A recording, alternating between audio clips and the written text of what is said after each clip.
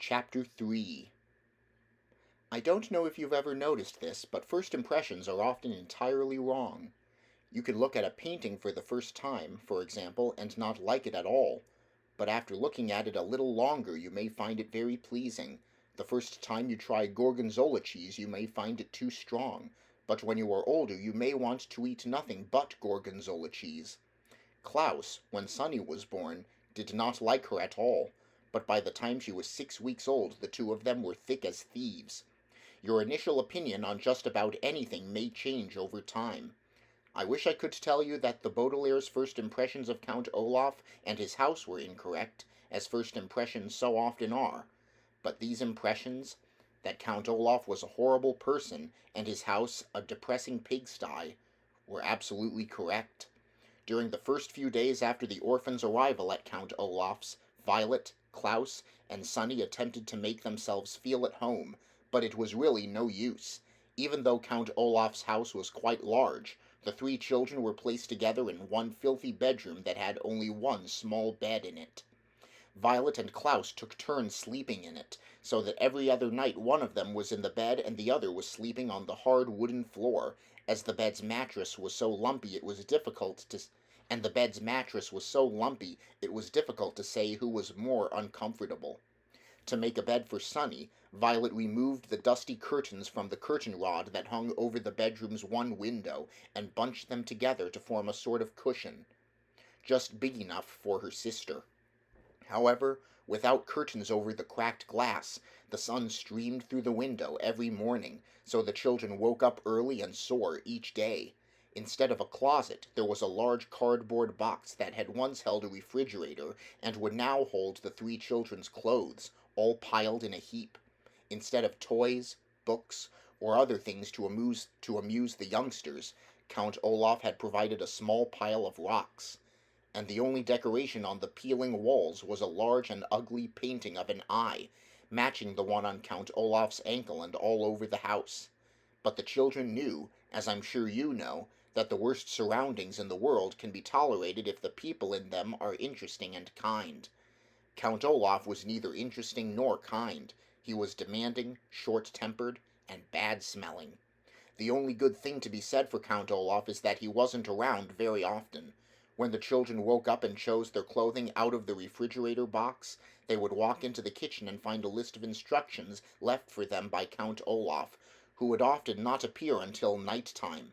Most of the day he spent out of the house, or up in the high tower, where the children were forbidden to go. The instructions he left for them were usually difficult chores, such as repainting the back porch or repairing the windows, and instead of a signature Count Olaf would draw an eye at the bottom of the note. One morning his note read, "My theater troupe will be coming for dinner before tonight's performance.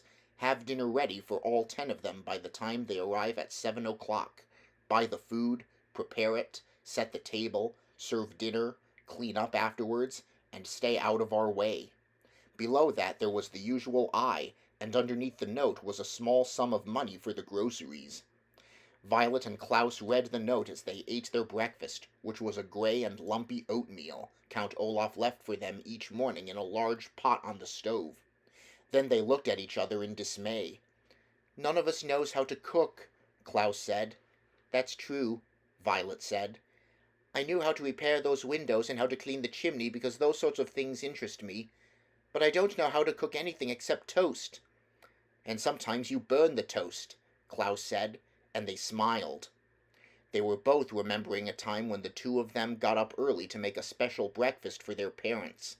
Violet had burned the toast, and their parents, smelling smoke, had run downstairs to see what the matter was. When they saw Violet and Klaus looking forlornly at pieces of pitch-black toast, they laughed, and then made pancakes for the whole family. "I wish they were here," Violet said. She did not have to explain she was talking about their parents. "They would never let us stay in this dreadful place." "If they were here," Klaus said, his voice rising as he got more and more upset, "we would not be with Count Olaf in the first place. I hate it here, Violet. I hate this house. I hate our room. I hate having to do all these chores, and I hate Count Olaf." "I hate it too," Violet said, and Klaus looked at his older sister with relief. Sometimes, just saying that you hate something and having someone agree with you can make you feel better about a terrible situation. I hate everything about our lives right now, Klaus, she said, but we have to keep our chin up. This was an expression the children's father had used, and it meant try to stay cheerful. You're right, Klaus said. But it is very difficult to keep one's chin up when Count Olaf keeps shoving it down. Juke! Sunny shrieked, banging on the table with her oatmeal spoon. Violet and Klaus were jerked out of their conversation and looked once again at Count Olaf's note. Perhaps we could find a cookbook and read about how to cook, Klaus said. It shouldn't be that difficult to make a simple meal. Violet and Klaus spent several minutes opening and shutting Count Olaf's kitchen cupboards, but there weren't any cookbooks to be found. I can't say I'm surprised, Violet said. We haven't found any books in this house at all. I know, Klaus said miserably. I miss reading very much. We must go out and look for a library sometime soon. But not today, Violet said. Today we have to cook for 10 people. At that moment there was a knock on the front door. Violet and Klaus looked at one another nervously. Who in the world would want to visit Count Olaf? Violet wondered out loud. Maybe somebody wants to visit us, Klaus said, without much hope. In the time since the Baudelaire parents' death, most of the Baudelaire orphans' friends had fallen by the wayside, an expression which here means they stopped calling, writing, and stopping by to see any of the Baudelaires, making them very lonely. You and I, of course, would never do this to any of our grieving acquaintances, but it is a sad truth in life that when someone has lost a loved one, friends sometimes avoid the person, just when the presence of friends is most needed. Violet, Klaus, and Sunny walked slowly to the front door and peered through the peephole, which was in the shape of an eye. They were delighted to see Justice Strauss peering back at them, and opened the door. Justice Strauss! Violet cried. How lovely to see you! She was about to add, do come in, but then she realized that Justice Strauss would probably not want to venture into the dim and dirty room. Please forgive me for not stopping by sooner, Justice Strauss said, as the Baudelaires stood awkwardly in the doorway. I wanted to see how you children were setting in, but I had a very difficult case in the High Court, and it was taking up much of my time. What sort of case was it? Klaus asked. Having been deprived of reading, he was hungry for new information. I can't really discuss it, Justice Strauss said, because it's official business. But I can tell you it concerns a poisonous plant and illegal use of someone's credit card. Yika! Sunny shrieked, which appeared to mean, how interesting, although of course there is no way that Sunny could understand what was being said. Justice Strauss looked down at Sunny and laughed. Yika, indeed, she said, and reached down to pat the child on the head. Sunny took Justice Strauss's hand and bit it, gently. That means she likes you, Violet explained. She bites very, very hard if she doesn't like you or if you want to give her a bath. I see, Justice Strauss said.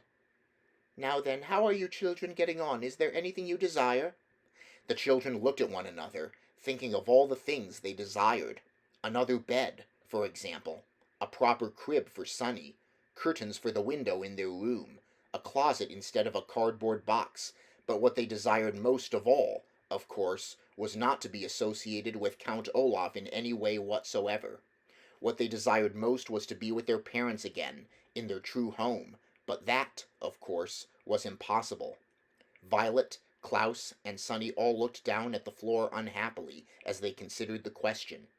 Finally, Klaus spoke. Could we perhaps borrow a cookbook? He said. Count Olaf has instructed us to make dinner for his theater troupe tonight, and we can't find a cookbook in the house. Goodness, Justice Strauss said. Cooking dinner for an entire theater troupe seems like a lot to ask of children.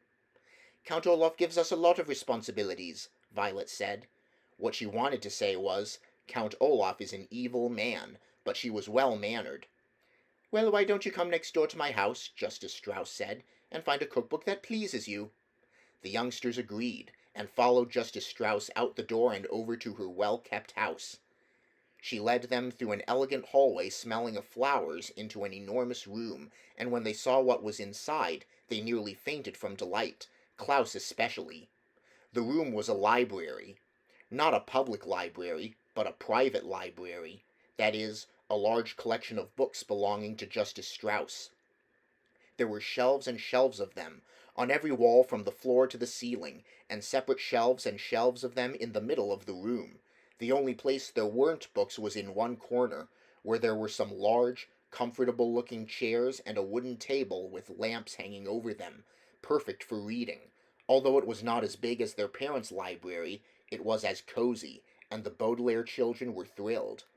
"My word," Violet said. "This is a wonderful library." "Thank you very much," Justice Strauss said. "I've been collecting books for years, and I'm very proud of my collection. As long as you keep them in good condition, you are welcome to use any of my books at any time. Now the cookbooks are over here on the eastern wall. Shall we have a look at them?" "Yes," Violet said. "And then, if you don't mind, I should love to look at any of your books concerning mechanical engineering. Inventing things is a great interest of mine." "And I would like to look at books on wolves," Klaus said. "Recently I have been fascinated by the subject of wild animals of North America." "Book!" Sonny shrieked, which meant, "Please don't forget to pick out a picture book for me." Justice Strauss smiled. "It is a pleasure to see young people interested in books," she said. "But first I think we'd better find a good recipe, don't you?"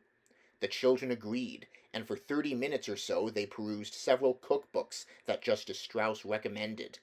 To tell you the truth, the 3 orphans were so excited to be out of Count Olaf's house, and in this pleasant library, that they were a little distracted and unable to concentrate on cooking. But finally Klaus found a dish that sounded delicious, and easy to make. "Listen to this," he said. "Puttanesca.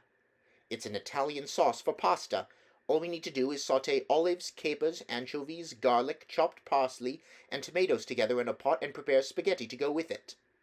"That sounds easy," Violet agreed, and the Baudelaire orphans looked at one another. Perhaps, with the kind Justice Strauss and her library next door, the children could prepare pleasant lives for themselves as easily as making puttanesca sauce for Count Olaf.